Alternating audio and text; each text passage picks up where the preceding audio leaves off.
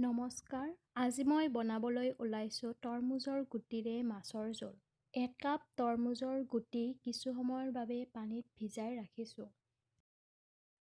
2টা জলকীয়া, 1টা পিঁয়াজ আৰু 1টা বিলাহী মিহিকৈ পিচি ল'লোঁ।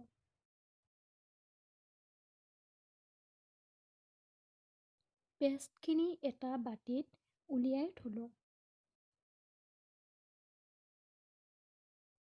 এতিয়া একেটা পাত্ৰতে তৰমুজৰ গুটিখিনি পিচি ল'লোঁ।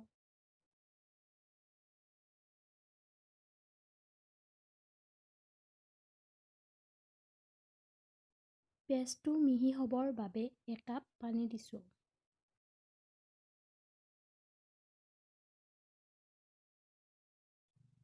কেৰাহীটোত তেল গৰম কৰি তাত পাঁচফোৰণ, আদা নহৰুৰ পেষ্ট আৰু জিৰা জালুকৰ পেষ্ট দি কিছু সময় লৰাই থাকিলোঁ।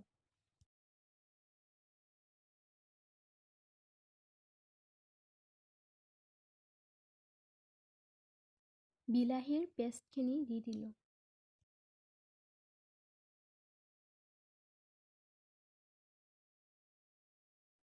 হালধি এচামুচ, নিমখ এচামুচ আৰু সোৱাদ অনুসৰি ৰেড চিলি পাউডাৰ দিলোঁ।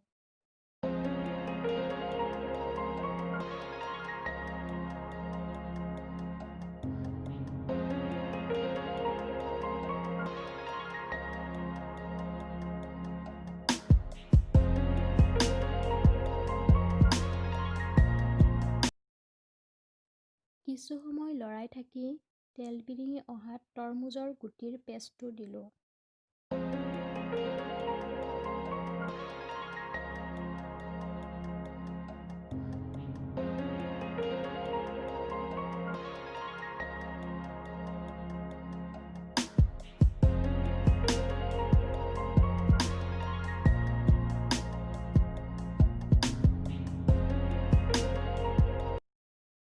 কিছু সময় লৰাই থাকি জোখমতে পানী ঢালি দিলোঁ।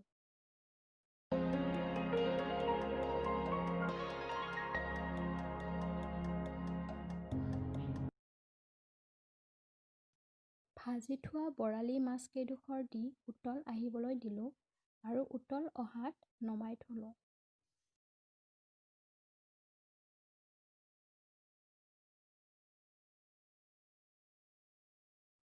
তৰমুজৰ গুটিৰে বৰালি মাছৰ আঞ্জা তৈয়াৰ হ'ল।